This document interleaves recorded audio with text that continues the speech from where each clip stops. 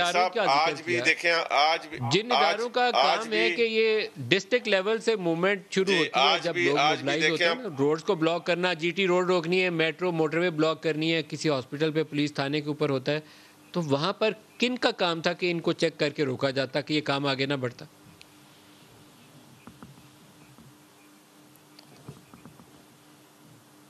جناب ملک صاحب دیکھیں، میں دوبارہ کہہ رہا ہوں کہ ہمیں یہ ایسا ایشو ہے کہ اس پہ اگر میں چاہوں کوئی اس طرح کی بات، اللہ نہ کرے میرے بھائی عثمان سے کرواؤں یا مصدق ملک صاحب سے کرواؤں یا آپ کریں یا ہمارے لوگ خواہ مخواہ ایک نیا کل صبح شوشہ، ہمیں اس کو بالکل باریکی سے اور بڑی ذمہ داری سے اس بات کو کہ اصل ایشو یہ ہے کہ جن لوگوں کی یہ ذمہ داری ہے وہ لوگ کیا کر رہے تھے. آپ نے اگر ان صاحب کو جن کو گرفتار کرنے کے اوپر یہ سارا ایشو اٹھا ہے تو آپ کو ان کے گرفتاری سے پہلے آپ کو لائحہ عمل تیار کرنا چاہیے تھا.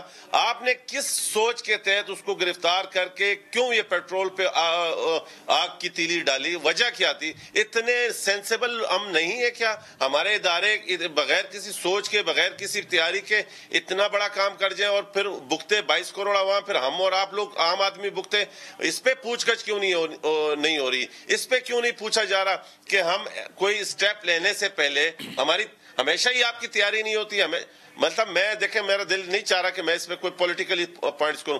بات یہ کہ اس کا تعین ہونا چاہیے یہ کیوں ہوا اور آگے ہمارے ساتھ کیا ہوگا. یہ جو ہوا ہے مجھے اس پہ افسوس، اور اس کے بعد آگے کیونکہ ہمارے پاس یہ پہلا واقعہ، ہم ہمیشہ ہمارا ملک کئی دن لوگوں کے جتوں کے ہاتھوں میں چلا جاتا ہے اور پھر ہم سب بے بس اور لاچار ہو کے بیٹھے ہوتے ہیں. آپ پوچھیں ان لوگوں سے جن کے بچے روڈوں میں پھنسے ہوئے تھے اور وہ گھر بیٹھے ہوئے تھے اور وہ پریشان تھے کہ اب جاؤں تو کہاں جاؤں. کوئی بڑی سے بڑی سیاسی جماعت بھی پورے ملک کو اس طریقے سے ٹیک اوور نہیں کر سکتی.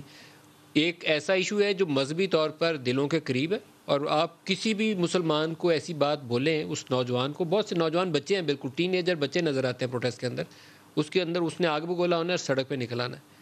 تو یہ ایک باقاعدہ آپ کے سامنے ایک ماڈل آ گیا ہے کہ آپ کے ملک کو کس طریقے سے مفلوج کیا جا سکتا ہے اور کس طریقے سے پاکستان کی سالمیت کو نقصان پہنچایا جا سکتا ہے. ہمیں کرنا کیا چاہیے؟ ایک سیریس فلاڈ سیکیورٹی اپریٹس جو ہے وہ میرے سامنے نظر آتا ہے. کیا کرنا چاہیے اس کے اوپر؟ جی پہلے تو میں ایک بات وہ میرے بھائی ڈار صاحب نے کی، میں وہ بات بتا دوں. میں نے آپ کو جتنی بھی ایگزامپلز دی ہیں ان سب ایگزامپلز کے باوجود اگر پی ٹی آئی کو بین کیا جاتا یا پی ٹی آئی کے خلاف کوئی بین کرنے کی مہم چلائی جاتی تو میں اس کے خلاف اپنی پارٹی کے اندر بھی احتجاج کرتا.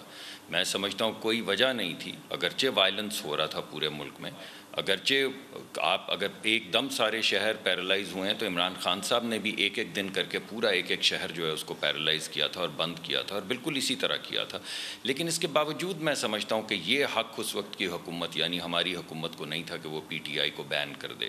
اور میں یہ سمجھتا ہوں کہ یہ حق کسی کے پاس نہیں ہونا چاہیے. یہ ایک ایسی چیز ہے جو بڑے کسی سیریس ایشو کے اوپر استعمال کی جائے. اگر اس سلپری سلوپ کے اوپر ہم چلنا شروع ہو گئے کہ جو حکمران آئے وہ دوسری پارٹیز کو بین کرنا شروع کر دے جب وہ سڑک پہ آئیں احتجاج کریں، تو یہ بہت غلط ہوگا. دوسری میں بات دوبارہ سے کہہ دوں، کسی ایک سیکنڈ پہ بھی میں نے یہ نہیں کہا کہ جو پچھلے 2 یا 3 دن پاکستان میں ہوا ہے میں اس کو سپورٹ کرتا ہوں. میں نے بات شروع یہیں سے کی تھی کہ کسی کو یہ حق نہیں ہے، کسی پارٹی کو، کسی جتھے کو، کہ وہ سڑک پہ آئے اور ریاست کو ٹیک اوور کر لے. تیسری بات جو آپ نے سوال پوچھا یہ بڑا اہم ہے.